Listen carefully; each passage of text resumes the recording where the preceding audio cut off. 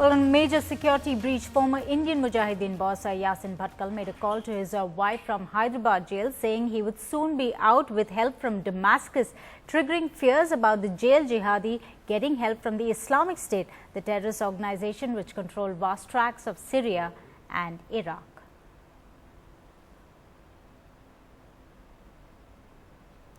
Joining us on the phone line, Tanuma Biswas. Tanuma, indeed, this is a major security breach. A man, and this in particular, Yasin Bhatkal, having access to a phone while he is in prison.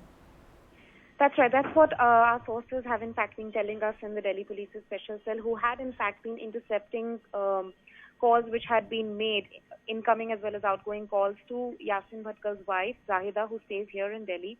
So her phone was on surveillance, and it was during that they discovered around a month or so back that calls were in fact being made by Yasin Bhatkal from the Hyderabad high security jail.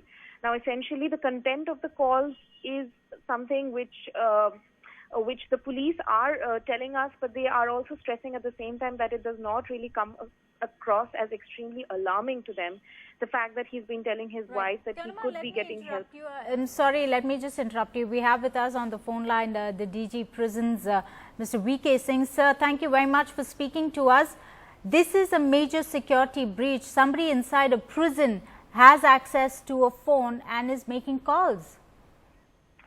You see, this is just impossible that anybody can talk from inside the jail of Charlapalli, which is a high security prison. So there is no question of anybody talking from inside the jail.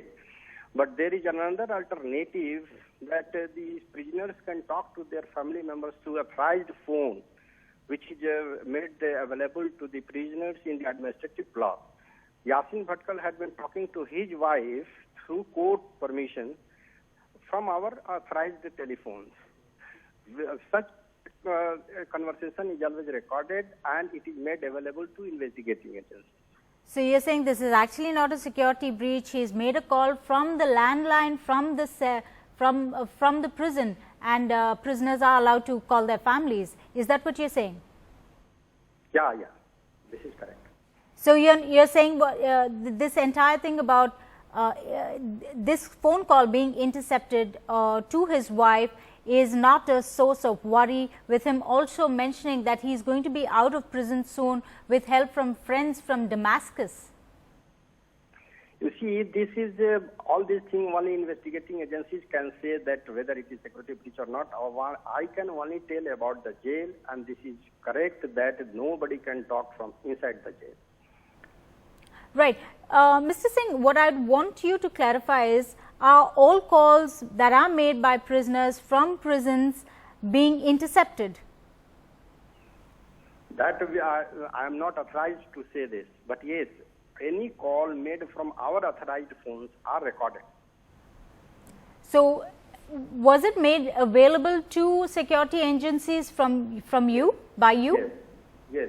Yes, it will be made available to investigating agencies, all recorded in work.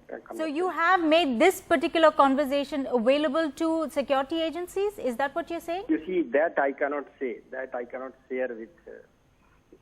We can share all these things only with investigating agencies. Right, Mr. VK Singh, thank you very much for speaking to us. The DG of Prisons Telangana, Mr. VK Singh, saying that this is a call actually not made from a cell. So he's refuting the entire angle about Yasin Bhatkal having access to a mobile phone. What he's saying is that prisoners are allowed to call their families from the landline in the prison, and these conversations are monitored and are actually intercepted and given to security agencies. So he's saying it's not a breach of security then.